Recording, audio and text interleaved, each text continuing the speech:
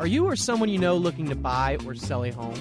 When you use a HomeGain Realtor to buy or sell a home, you can get $150. Visit HomeGain.com and click on the Promo 150 banner at the top of the page to get started.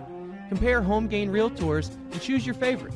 Complete your home purchase or sale transaction with a HomeGain Realtor, and HomeGain will pay you $150. Get started today by going to HomeGain.com. Welcome back, everyone, to Real Estate 360 Live. I'm your host, Ryan Sloper, joined today by my guest, Louis Cammarosano, the General Manager of HomeGain. Reminder that the show was designed and dedicated to building the Washington, D.C. Metro's housing and credit markets by giving you good free advice.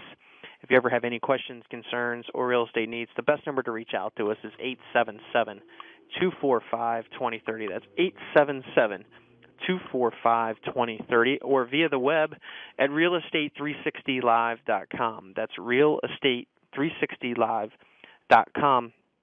So there was recently a study done by the Harvard Joint Center for Housing Studies that's predicting strong gains in the remodeling and home improvement activity over the rest of 2012 and for the first half of next year.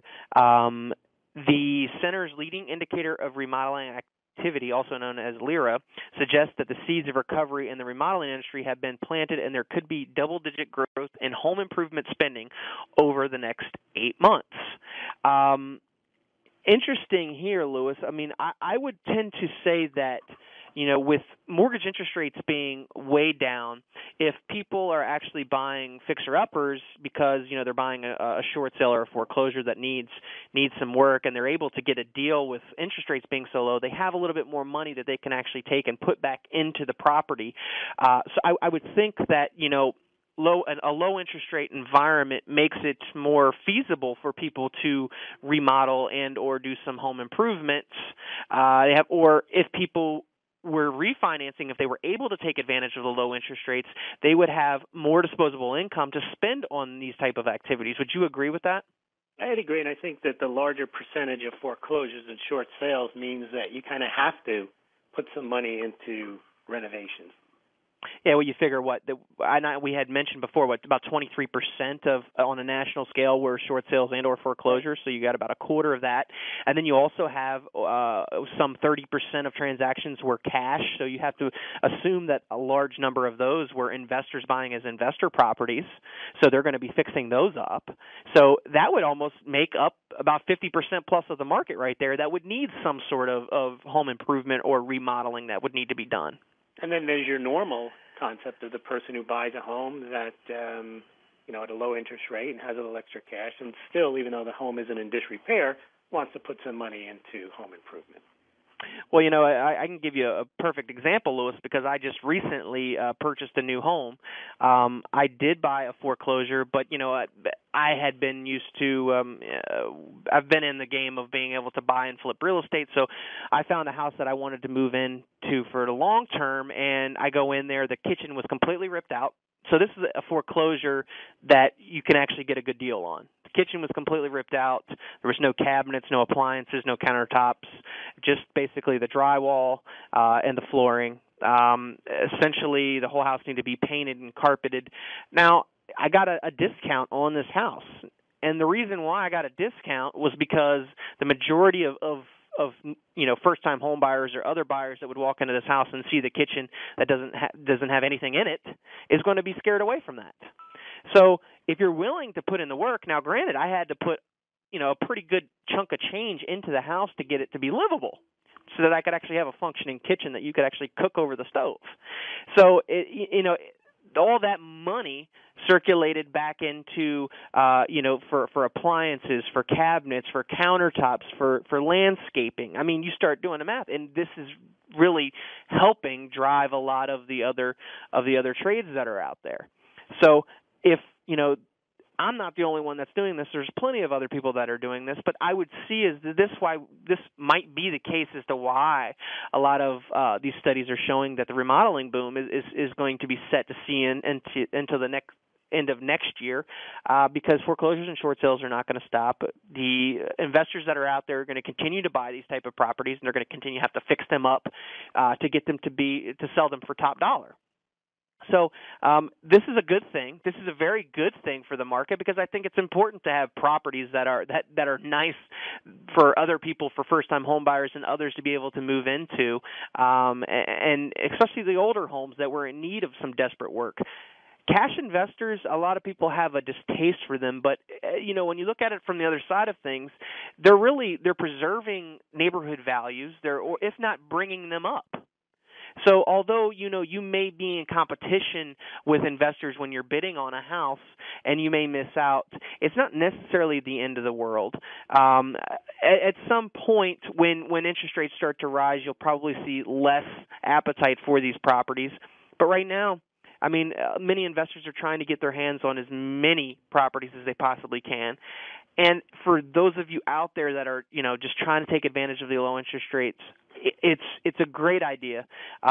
Many of you, if you've gotten pre-approved and are armed and ready to go out and write a contract, I think that you're making a very smart and sound decision right now. As Lewis and I have discussed for numerous months and years at this point, locking in yourself to a low fixed rate mortgage to protect yourself from future inflation is one of the smartest things, in my opinion, that you can do right now. If we see the cost of gas rising, food, and everything else, inevitably inflation at some point is going to kick in. And when we start to see rents, which they already have in the D.C. metro area, that have been rising over an extended period of time, they continue to rise. If you've bought and locked yourself into that low fixed rate, you're going to protect yourself. You're not going to have the uncertainty of knowing whether your landlord is going to raise your rent the next year, or whether you're not going to be able to afford to live on your own anymore, and you're going to have to go find a roommate.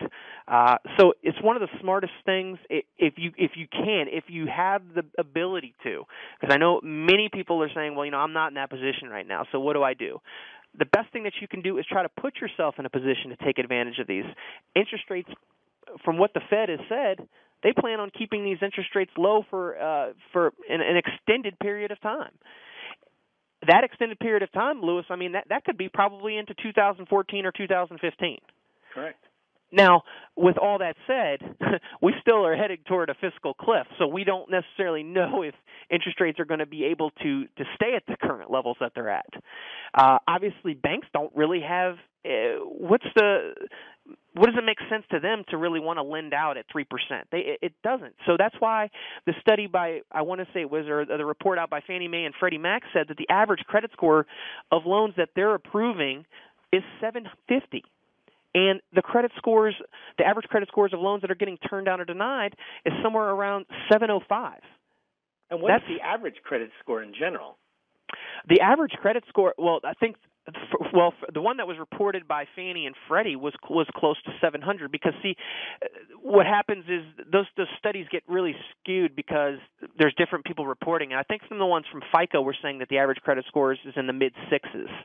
And then the ones that are getting sold, the people that are getting approved, they're 100 points higher. Absolutely. Yep, for Fannie or Freddie. So then the alternative is you go to a FHA or a government-backed loan where they're less stringent on the credit scores, which will allow you to go down to 640 and in some cases 620. But as for Fannie Mae and Freddie Mac mortgage or a conventional mortgage, you're pretty much you're out the water if you don't have over 720. So it's not that promising. But don't let that scare you away. Reach out to a professional that can identify your situation and figure out where you need to be. If you need to be in a government type loan, or if you can qualify for a state backed program that maybe requires no money down out of pocket, as does the Virginia Housing Development Authority in Virginia. There are programs out there that can help you. The important thing is reaching out. 877-245-2030. And if you're looking to start your search and trying to connect with a realtor in your area, anywhere across the United States, Lewis, where can they go to do that? You can go to homegain.com and you can find and compare real estate agents anonymously. You fill out a short profile, and then HomeGain will send you proposals from qualified real estate agents in your area, and you can interview them anonymously. And when you're ready to pick one, you contact them, and you can get the process started. Also, while you're at homegain.com, you can get a free instant home valuation. You can check out homes for sale, new homes, condos, foreclosures. and even apartment listings in your area. And you can also check out our most recent Q3 2012 home value survey to see where realtors and homeowners think home prices are headed. Check it all out at homegain.com. Thanks very much, Ryan. Thanks, everyone. Thanks, Louis. Appreciate it. Thank you guys for tuning in. We'll be back again next Monday from 9 to 10 a.m. In the meantime, if you ever have any questions, concerns, or real estate needs, best number to reach out to us is 877-245-2030. Thanks a lot, guys. Have a great week.